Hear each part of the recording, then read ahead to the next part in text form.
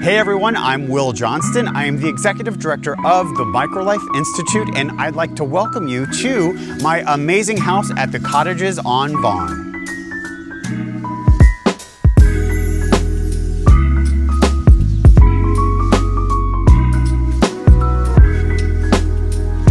The Cottages on Vaughn was an idea established through policy and education. And several years ago, we were asked as the MicroLife Institute to help update a cottage court ordinance in Clarkston, Georgia. And the result is that we were asked to build the policy we helped update. So we were able to put 8 houses on 0.57 acres in Clarkston, Georgia. And they range from sizes of 250 square feet all the way up to 492 square feet. So the Cottage on Vaughn is a cottage court, which is a group of single-family homes positioned around a common area, which also makes it a pocket neighborhood. The idea that we are positioned in a way that allows us to interact organically as humans, if you will. So these homes are 8 houses in a U fashion around a common area. We've got edible landscape. So we've got half of it is blueberries, blackberries, mint, oregano, so many places and areas for us to accidentally bump into each other as neighbors. One great thing too is that our parking is off to the side. That allows people to have to walk in front of each other's houses and say hello. It's okay to say hi to your neighbor. So it's breaking down those little barriers that we're so used to having in our everyday life. The way we're able to design and position each house still gives us a sense of privacy, but then once we walk out our front door and be on our front porch, we're able to connect instantly with community. All right, enough talk outside. Why don't you come inside and see my house and take a tour?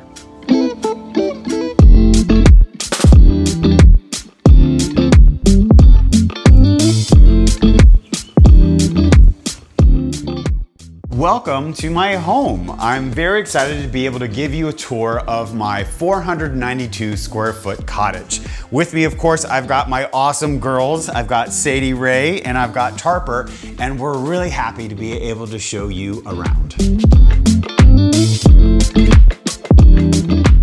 So the great features about my 492 square foot house is that there is a lot of height and light incorporated in the interior design and the exterior design to allow for maximum comfort. We have 6-foot tall windows, as well as, we have vaulted ceilings, and we have 9-foot tall ceilings within the kitchen, bedroom, and bathroom. We have a usable size front porch. I'm able to host people, for drinks, be able to hang out with my neighbors. So you're in my living room currently, and what's nice is obviously since it is an open floor concept, there's zones. And so this is the living room zone. The idea of, originally I did have a couch and ottoman combo, but right now I've just got my awesome recliner that is very comfortable. What's great about this living room is you do have, like I mentioned earlier, the vaulted ceilings and also the upstairs windows. I love the morning sun. Throughout the year, the sun and the moon comes in at different angles, so this space always is filled with light.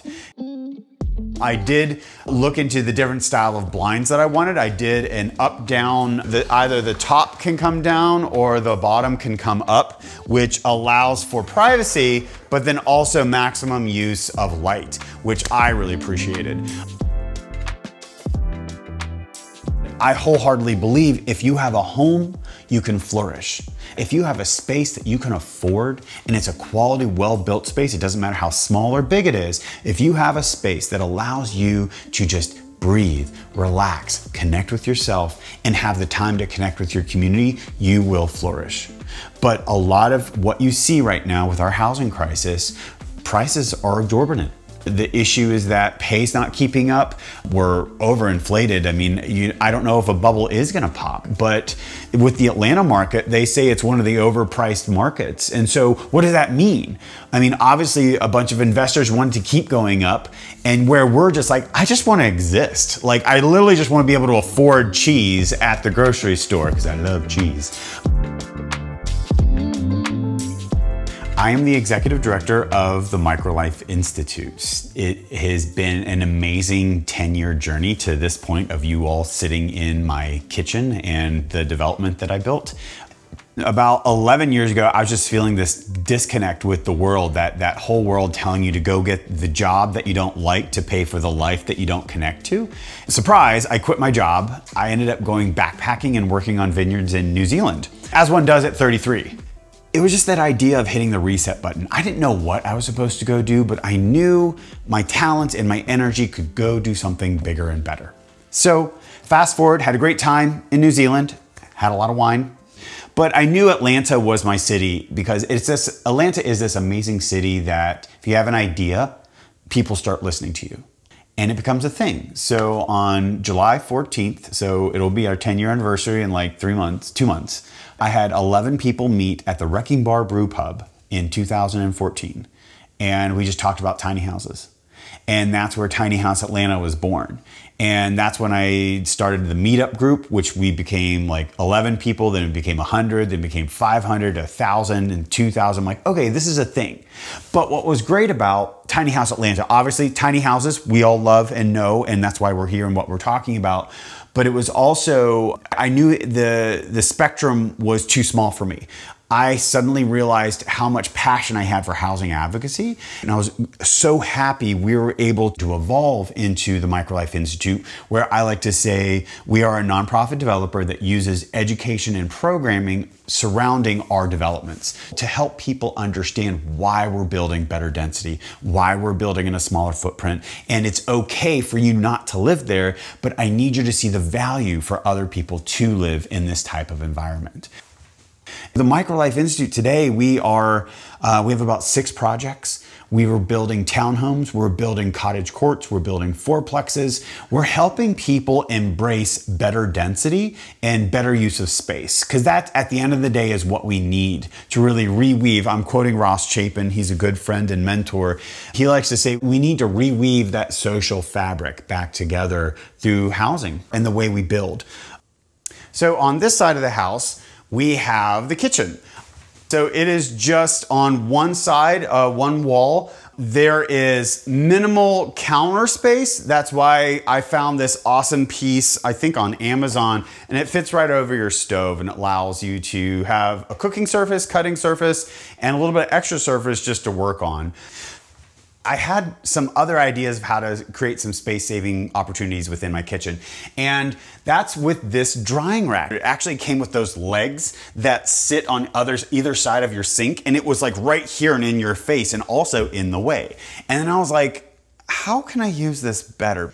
I just noticed that it came apart and I was able to drill them into my existing cabinets and it fit perfectly. And it's able to get stuff up and out of the way of already the tight space that I need to utilize.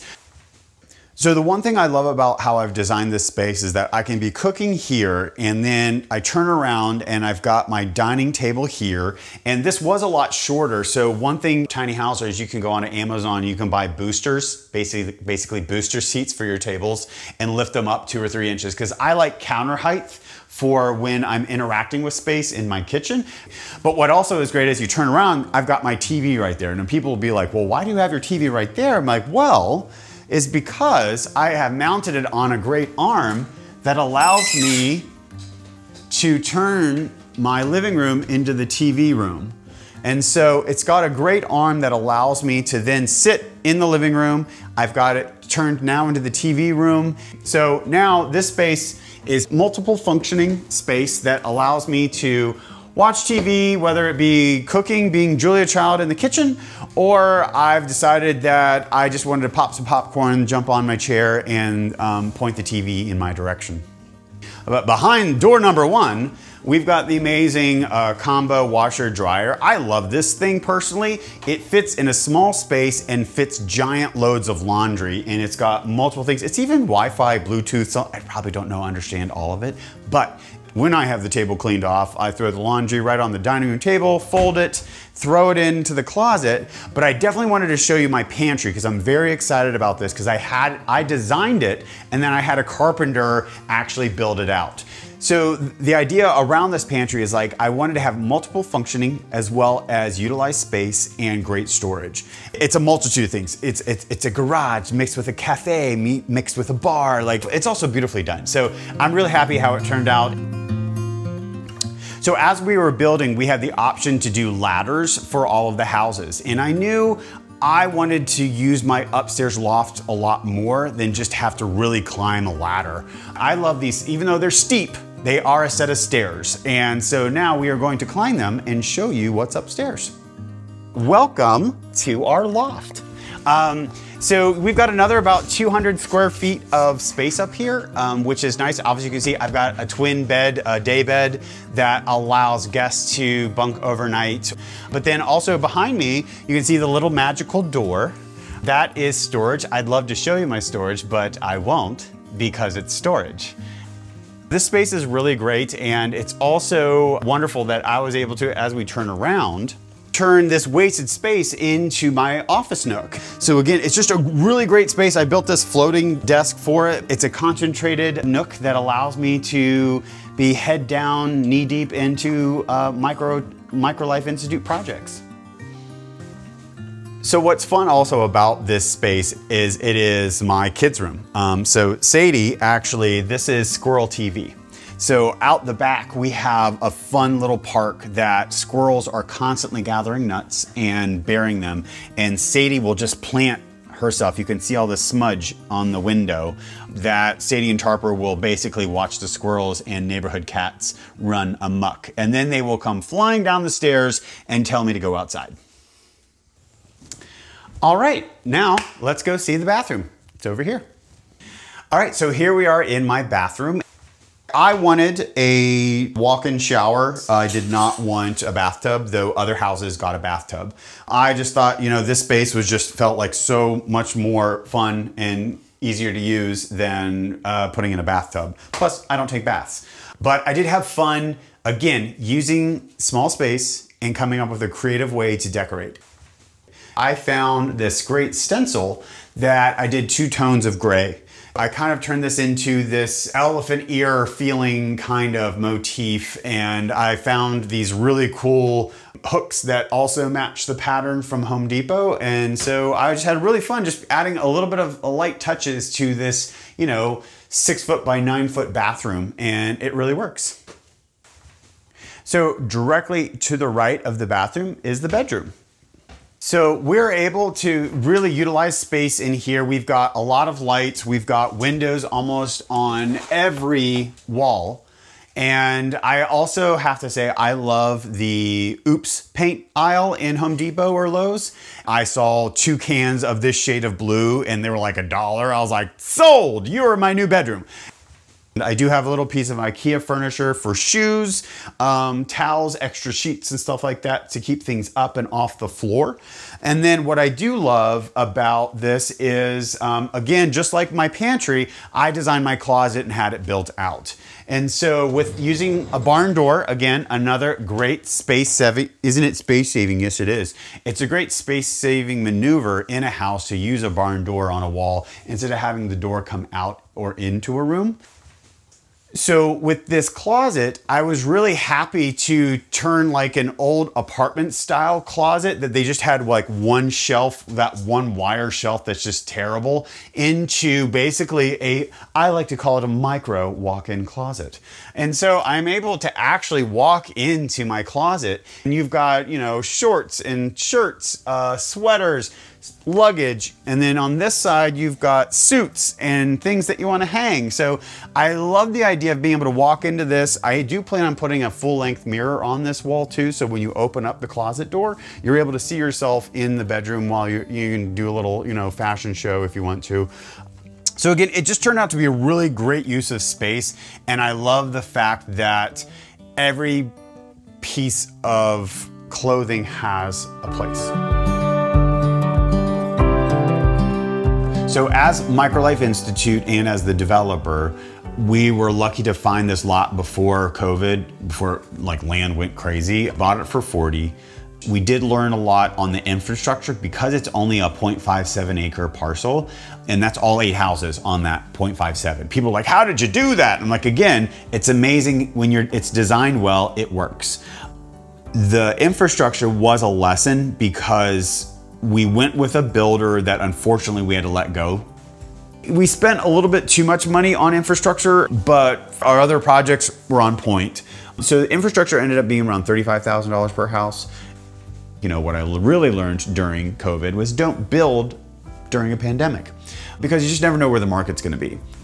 What we thought was gonna be $70,000 per house ended up being $85,000 per house for vertical. So all in, like my house to, you know, at cost, so it's 75 plus another 35, so 110 to build, somewhere in there.